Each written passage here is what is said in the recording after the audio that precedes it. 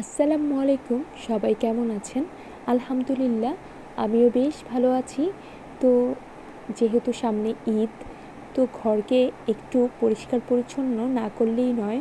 তো এদিকে সব কিছু ঝেড়ে তারপরে পরিষ্কার করে ডাইনিং টেবিলটার মধ্যে এতদিন একটা ক্লথ বিছানো ছিল, সেটাও উঠিয়ে এই যে একটা ম্যাট নিয়ে এসেছিলাম মেলা থেকে, সেটা রাখলাম।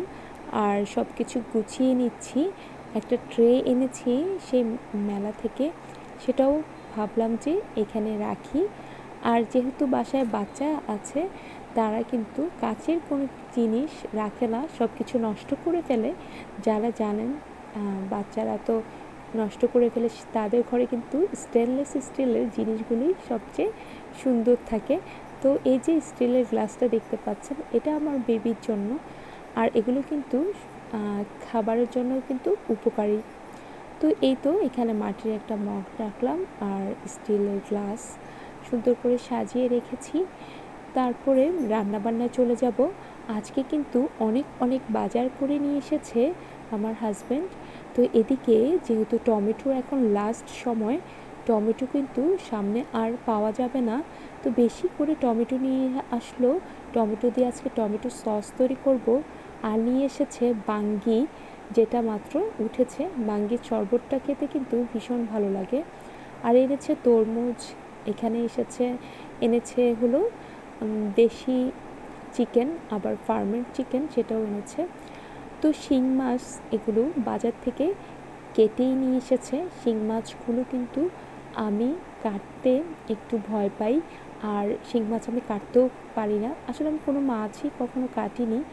তো এই শিং মাছগুলো কাটা, তারপরে এগুলো কিন্তু খুব ঝামেলার একটা কাজ। এগুলো আমি কাজের খালাকে দিয়েই করি।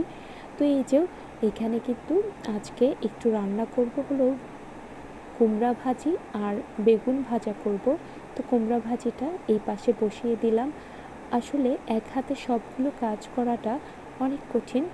এদিকে বেগুন ভাজাটাও বসিয়ে দিয়েছি।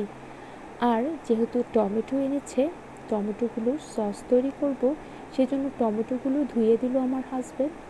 আর এদিকে মাংসগুলো কেটে নিলাম, কারণ মাংসগুলো মাত্র 4 পিস এমন করে নিয়ে এসেছে। তো বাকিটা বাসায় এনে কেটে রেখে দিতে হবে, যেহেতু ঈদের দিন রান্না করব, অথবা ঈদের পরের দিন একটু কাচ্চি করার ইচ্ছা আছে। সেভাবেই সব কিছু গুছিয়ে নিচ্ছি। আর এই যে দেখতে পাচ্ছেন, বেগুন ভাজা কিন্তু অর্ধেক হয়ে গেছে, বাকিটা এখন আবার দিয়ে দিলাম। এদিকে আদা পেস্ট, রসুন পেস্ট এগুলো তো করতেই হবে, কারণ ঈদের সময় যত রান্নাবান্নাই করি না কেন, এগুলো ছাড়া তার হবে না। আর আদা পেস্ট, রসুন পেস্ট এটা একটা ঝামেলার কাজ মনে হয় আমার কাছে।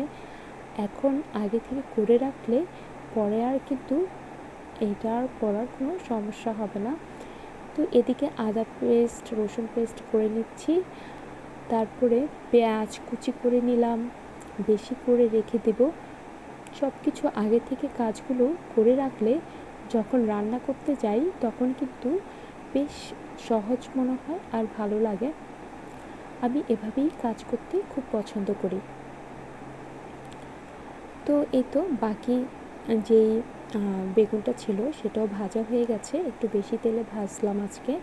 তো এদিকে শিং মাছও রান্না করব কাঁচা কলা দিয়ে আর আলু দিয়ে।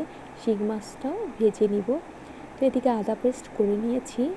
তো যারা আমার বন্ধুরা আছেন তাদের সবাইকে বলবো যে যারা স্টার সেন্টার আছেন তারা কিন্তু আমার এই ভিডিওটিতে যদি আপনাদের ভালো লাগে, প্লিজ একটা স্টার সেন্ড করবেন। তো আপনাদেরকে অগ্রিম ভালোবাসা এবং ধন্যবাদ জানাচ্ছি। আর আমরা যদি সবাই সবার পাশে থাকি তাহলে কিন্তু আমরা সহজেই এই প্ল্যাটফর্মে সফল হতে পারবো আর এগিয়ে যেতে পারবো।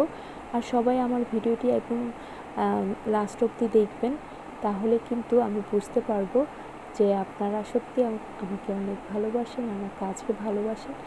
আর এই যে কষ্ট করে কাজ করছি, আপনারা যদি দেখেন তাহলেই কিন্তু অনুপ্রেরণা পাবো আরও বেশি বেশি কাজ করার। আর দেখতেই তো পাচ্ছেন এখন এই যে বাসার অনেক কাজ করছি, বাসার এই কাজগুলো করে তারপরে আবার ভিডিও করে এডিটিং করা, এগুলো কিন্তু অনেক ঝামেলার কাজ, অনেক কষ্টের কাজ। তারপরেও চেষ্টা চালিয়ে যাচ্ছি। আশা করি সবাই সবার পাশে থাকবেন। তো এখন লাস্টে কিন্তু আমি চিকেন ম্যারিনেট করে নিচ্ছি। চিকেন ম্যারিনেট করে ফ্রিজে রেখে দিব। আর যেহেতু ঈদের সময় চিকেন ফ্রাই না হলেই নয়, তো সেজন্য ম্যারিনেট করে রেখে দিচ্ছি। তো সবাই আমার ভালোবাসা দিবেন। আর সস তৈরি করব, সস তৈরি করেও আর যেহেতু সসটা সব ধরনের খাবারের সাথে খাওয়া যায়, তো সস তৈরি করেও রেখে দেব। তো সবাই আমার ভিডিওটি আপনাদের কেমন লেগেছে একটি সুন্দর কমেন্ট করবেন, গঠনমূলক কমেন্ট করবেন, তাহলে বুঝতে পারবো যে আপনারা আমার ভিডিওটি শেষ অবধি দেখেছেন। তো আজকের মতো এতটুকুই। সবাই ভালো থাকবেন, পাশে থাকবেন এবং সবাই সবার কে শুভকামনা জানাবেন, সুন্দর সুন্দর কমেন্ট করবেন এবং সুন্দর সুন্দর ফুল মানে ফ্লাওয়ারও সেন্ড করবেন। তাহলে বুঝতে পারবো যে আপনারা আসলেই আমার পাশে আছেন, আমার সাথে থাকছেন। হ্যাঁ, তো দেখতেই পাচ্ছেন আসলে আমাদের স্টার সেন্টাররা যারা আছে তারা কিন্তু সবাইকে অনেক অনেক ভালোবাসা দিচ্ছে। আমিও অলরেডি অনেকগুলো পেয়েছি।